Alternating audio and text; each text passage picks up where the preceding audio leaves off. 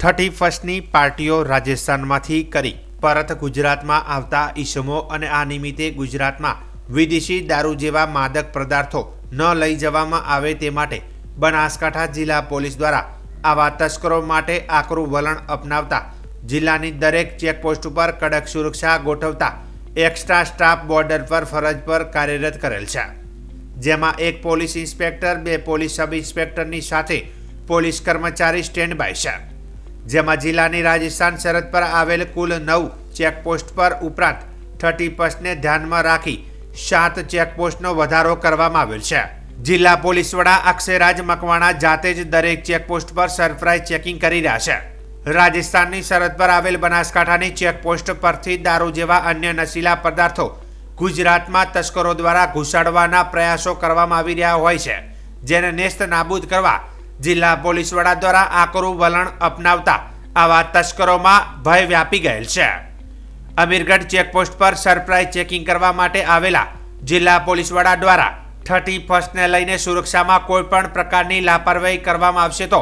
જવાબદાર કર્મચારીને સસ્પેન્ડ કરવાની કડક સૂચના આપેલ છે। તદુપરાંત કોઈ દર્દી અને ફેમિલી બાળકો સાથે આવેલ વાહનને ઝડપથી જવા દેવાના પણ આદેશ કરવામાં આવ્યા છે। આજે 30 ડિસેમ્બર અને આવતીકાલે 31મી ડિસેમ્બર તથા 1 જાન્યુઆરીને લઈ અને બનાસકાંઠા પોલીસ એક્ટિવ મોડમાં આવેલી છે। આપ જોઈ શકો છો એમ પ્રકારે બનાસકાંઠા જિલ્લો જે છે રાજસ્થાન સાથે એક લાંબી બોર્ડર શેર કરે છે, જેને લઈને પોલીસની જે પરમેનન્ટ 9 જેટલી ચેકપોસ્ટ છે એ સિવાય બીજી 7 જેટલી ચેકપોસ્ટ બીજી પણ ઊભી કરવામાં આવી છે અને તમામ ચેકપોસ્ટ ઉપર પીએસઆઈ અને પીઆઈ કક્ષાના અધિકારીનું સુપરવિઝન મૂકવામાં આવેલું છે। હાલમાં એ તમામ જગ્યાઓ ઉપરાંત એલસીબી અને એસઓજીની ટીમ પણ તમામ ચેકપોસ્ટ ઉપર કાર્યરત છે। આ સિવાય આપણે જાણી શકું છું કે જે અંદરની તરફના જે નાના મોટા રસ્તાઓ છે તેની તરફ પેરોલ ફોલોની ટીમો, અમારી સાયબરની ટીમો સાથે સાથે જિલ્લા ટ્રાફિકની ટીમોને લગાવવામાં આવેલી છે, જેથી કરીને આ તારીખો ઉપર જે કોઈ પણ દારૂની હેરાફેરી, બીજા અન્ય માદક પદાર્થોની હેરાફેરી છે તેને રોકવા માટે પોલીસનું સંપૂર્ણપણે અને કડક પાયે ચેકિંગ ચાલુ છે। એ સિવાય જેટલા બી લોકો રાજસ્થાનથી આવી રહ્યા છે અને ખાસ કરીને 31 મહિને આવી રહ્યા હોય એ લોકો કોઈ નશાની હાલતમાં ના હોય અને આપણા ગુજરાત રાજ્યમાં પ્રવેશે ત્યારે એ લોકો નશાની હાલતમાં ના હોય એ માટે થઈને તમામ જે વાહન ચાલકો છે એ તમામને